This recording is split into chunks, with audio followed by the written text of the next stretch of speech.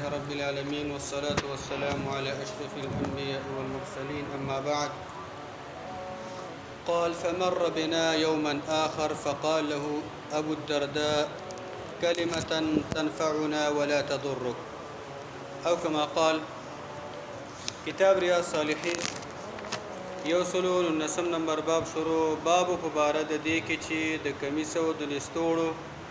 او د لنګ وګدواله دا بسمروي. په دې باب کې نه هم نمبر حدیث اغا ځنې حساب ویل شوی و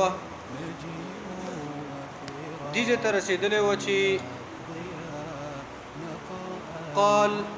دا قیس بن بشر الثعلبي وی چې د خپل پلار یو واقعه بیانوله چې زما پلار به د ابو الدرداء رضی الله عنه سره ډېر کېناستو او یو ورځ داسې ناستو او سهل ابن حنظلي دا ور باندې تېرېدو چې دا یو صحابي و ځان له ژوند خوښو. نو دا را روانو ابو الدرداء یې تپوس وکړو چې مونږ ته یو داسې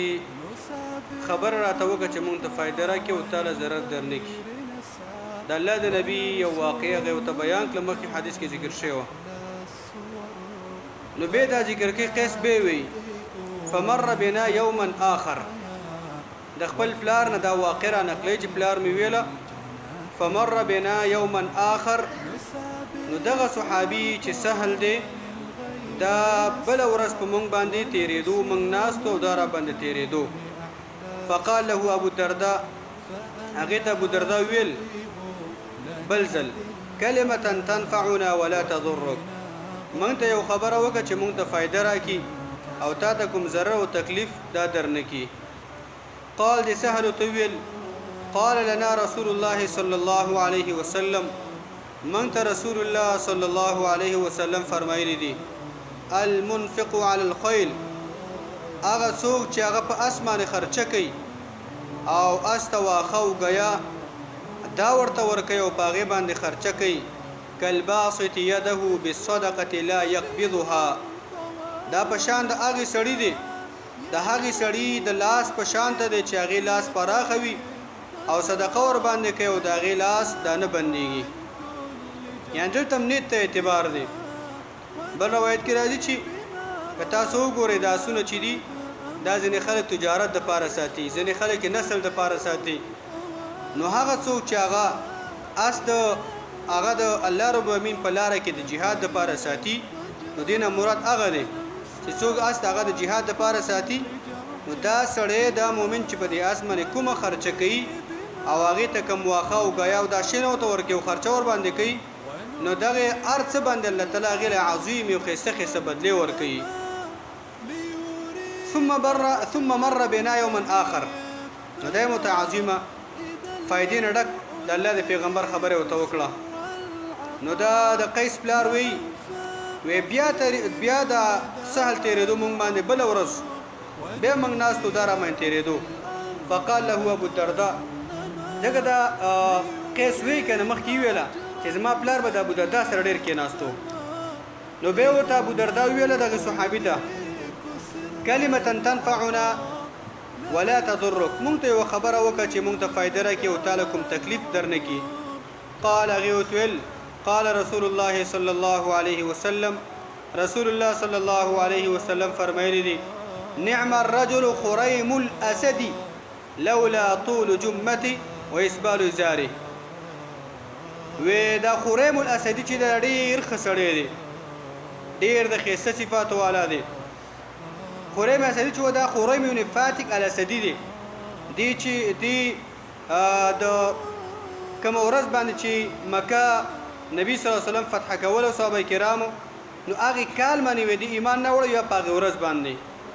یا ځینې روایتونو کې راځي ځینې علما ذکر کوي وی دا چې و د دې اسلام ډېر پخوانی و، حتی وی د بدر غزوې ته هم دا حاضر شوی و. نو د الله پیغمبر ویل دا خریم الاسدي چې دا ډېر ښه سړی دی لولا طول جمتي و اسبال ازاري، که چېرته د دې د سر ویښتان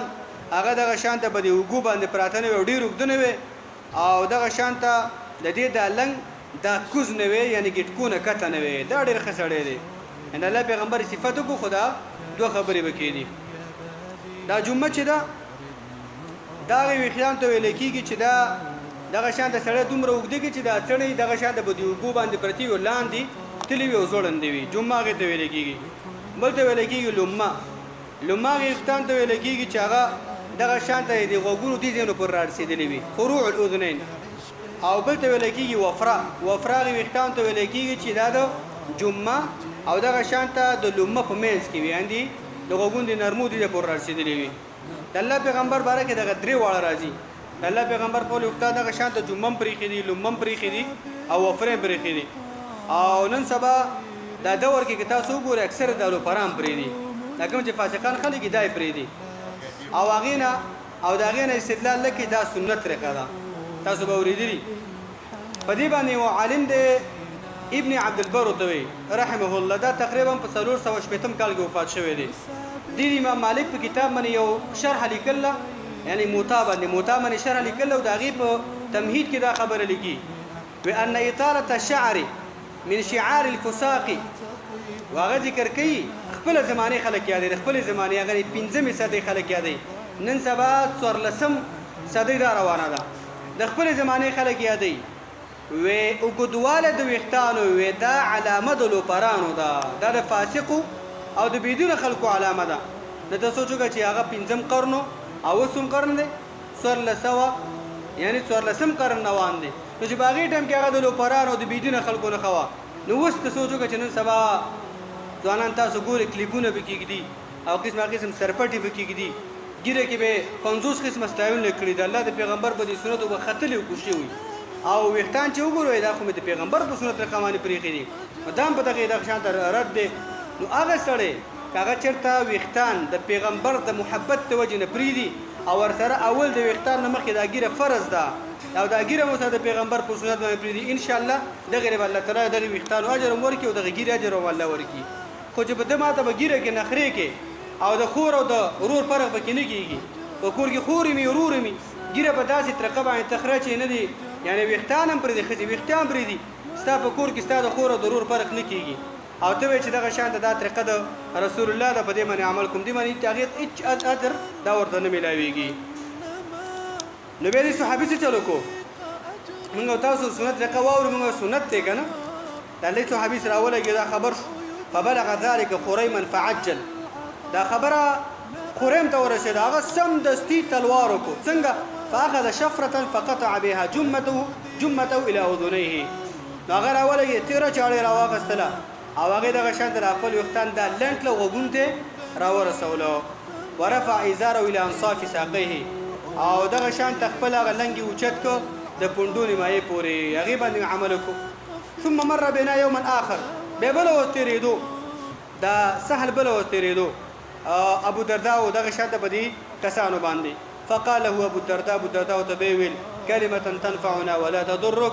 من ته خبره وکړه چې مونږ ته فائدہ راکې او ته تکلیف او ضرر نه درنک قال غيوتل سمعت رسول الله صلى الله عليه وسلم يقول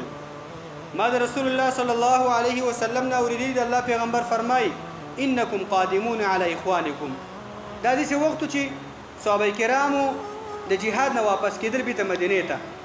د الله پیغمبر صحابه کرامو تول اے صحابه کرامو تاسو اوس خپل روم ته وردلون کېستئ یعنی خپل کورون ته اوس ورځئ مدینه ته به جهاد هم کړی د ستړي شوی استئ اب دې وخت سړي لباس هم ګډوډي وختان هم ګډوډي نو ته ویل فاصلحوا رحالکم دا خپل د دې سورلو دا کی جاوی دا برابر کوي واصلحوا لباسکم او د خپل جامین برابر کوي وی سنډي پاک کوي حتى تكونوا كانكم شامه في الناس وای که تاسو دسی شي کنه لکه یو نمونه شه په دې خلکو کې شامه اصلا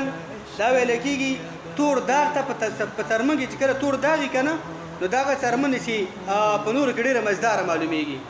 دا تور داغ والا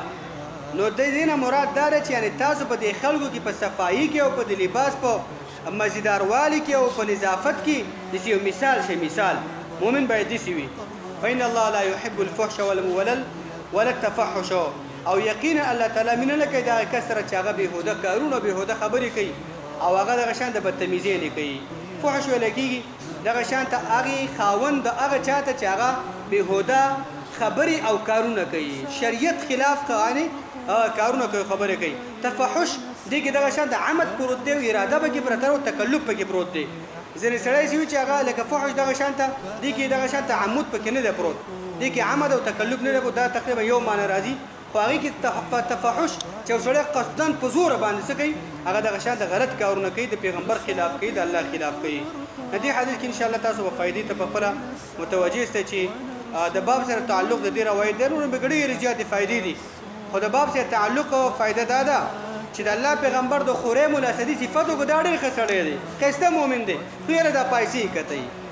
څه شي د لنګې د پټکونه کتئ د ګیټکونې د لنګ کتئ نو ډېر ښه سړی دی یعنې د الله پیغمبر هغه څوک نه خوښوي الله هغه څوک نه خوښوي چې د هغې پیسې د هغې لنګ دغه شان د هغه د ګیټکونه څه دغه مؤمن مسلمان چې هغه کتئ ګوره نو چې الله رسول نه خوښوي معنی څه دا سړی په قهر د الله کې پروت دی دا سړی په غضب د الله کې پروت دی او دغه شان دا سړی د الله په نافرمانی کې پروت دی الله تعالی دې موږ تاسو دغه نه وساتي الله دې موږ تاسو د توفیق